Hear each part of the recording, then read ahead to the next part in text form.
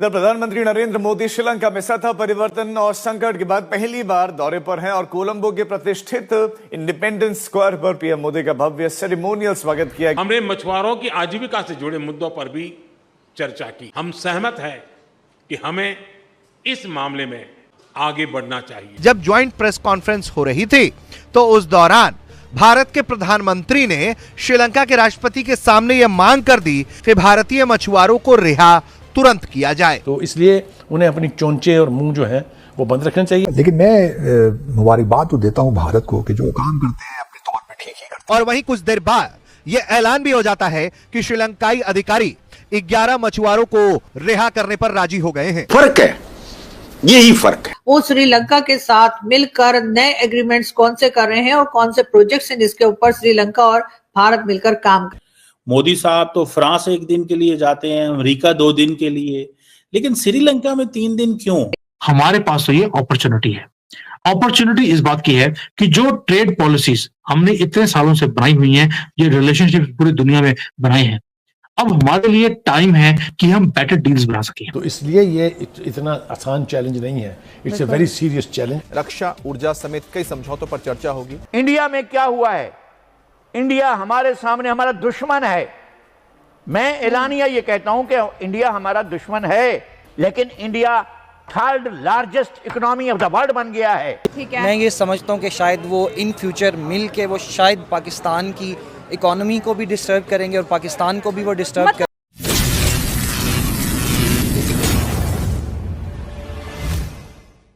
Hello friends, welcome back to our channel. जैसे कि आप लोगों ने पूरा इंट्रो देख ही लिया है। जैसे कि आप सबको पता होगा, मोदी जी पिछले बार थाईलैंड गए थे, उसके बाद अभी मोदी जी श्रीलंका में हैं।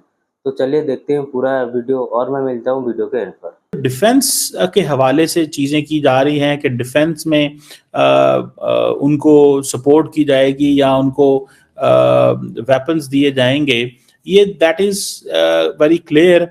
ये माजी में पाकिस्तान भी करता रहा। सो श्रीलंका इंडियंस को इस चीज का पता है कि इस वक्त पाकिस्तान जो है वो सीन से आउट है। और लास्ट टाइम मेरा ख्याल है पाकिस्तान के वजीर आजम ने 2021 में शायद श्रीलंका का दौरा किया और उसके बाद श्रीलंका के फॉरेन मिनिस्टर आए और उन्होंने आके पाकिस्तान की गवर्नमेंट से मुलाकात की। जब प्राइम मिनिस्टर इमरान खान गए थे उस वक्त तो उन्होंने ये कहा था कि जनाब हम आपको $50 मिलियन की क्रेडिट लाइन देते हैं डिफेंस की सप्लाई के हवाले से।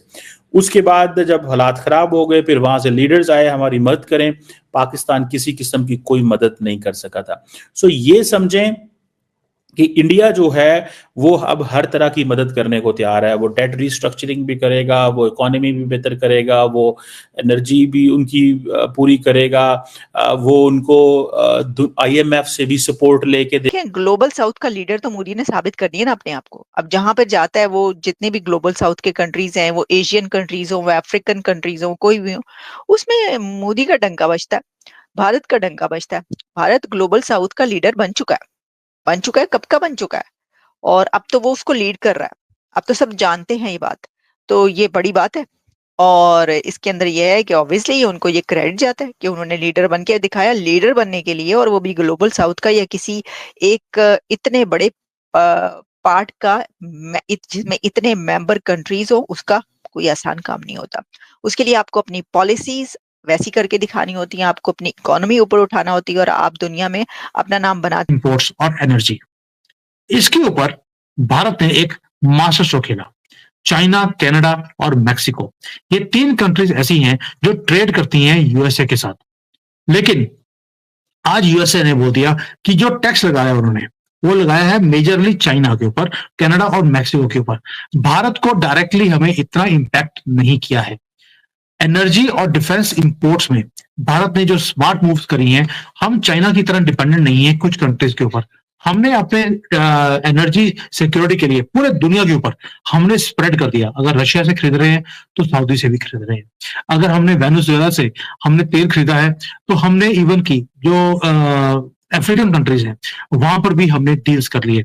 सेल्फ इवोल्यूशन मोड में हो ना, आप खुद को आग लगाने के चक्कर में लगे हुए हो।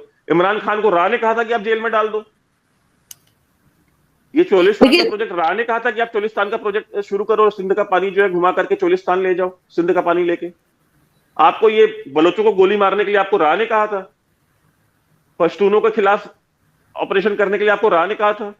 ऑपरेशन शेरदिल, ऑपरेशन रद्दुल फसाद, ऑपरेशन राहे रास्त, ऑपरेशन जरबे अज़्म, ये दुनिया भर के ऑपरेशन राह ने कहा था। कराची में ऑपरेशन करने को राह ने कहा था आपको, रहील शेख को? क्या बातें करते हैं हिरजी? रा रा रा रा। यार आप खुद देखें कि आप अपने बंदों को आप खुद मारते हो, अपनी आवाम के ऊपर जुल्म आप कर रहे हो, उनके हुकूक आप सलब कर रहे हो। इल्जाम आपने कुछ नहीं करना। चाइना के लिए बहुत ही ज्यादा एक स्ट्रेटेजिक पॉइंट था, ये मैं जानता हूं।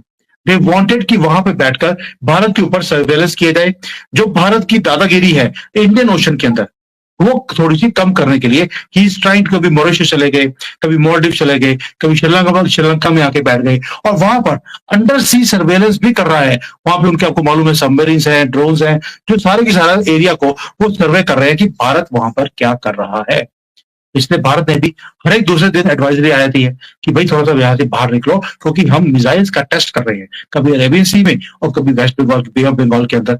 हम हर रोज एडवाइजरी देते हैं कि इस एरिया को खाली किया जाए, हमारी मिसाइल कभी भी आकर आपके ऊपर गिर सकती है।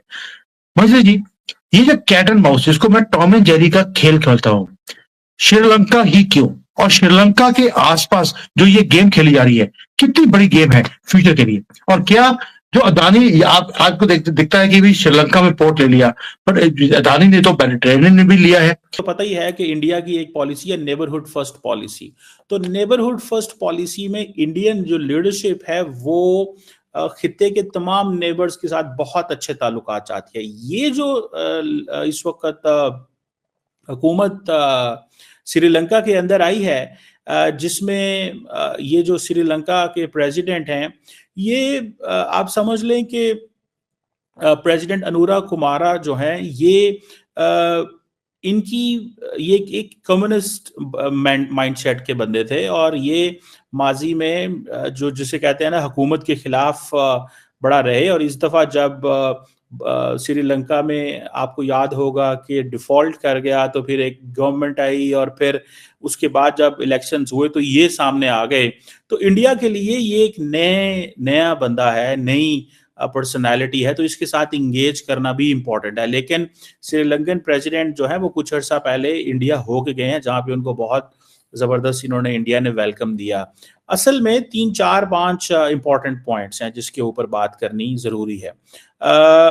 जो मुझे लगता है मोदी साहब जिस चीज पे फोकस करेंगे वो डिफेंस के ताल्लुक। तो दोस्तों, जैसे कि आप लोगों ने पूरा वीडियो देख ही लिया है, मतलब अभी ये पता चल रहा है कि मतलब मोदी जी जो श्रीलंका गए थे वहाँ पर मतलब डिफेंस की भी बात हुई थी, जो कि 9,600 करोड़ की हुई है।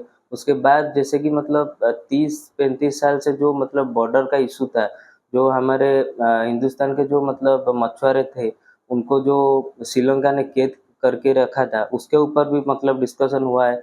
वहाँ पर ये पता चल रहा है कि उनको अभी रिहा कर दिया जाएगा। तो दोस्तों, वीडियो को लाइक कीजिए, चैनल को सब्सक्राइब कीजिए और मैं मिलता हूँ अगले वीडियो में।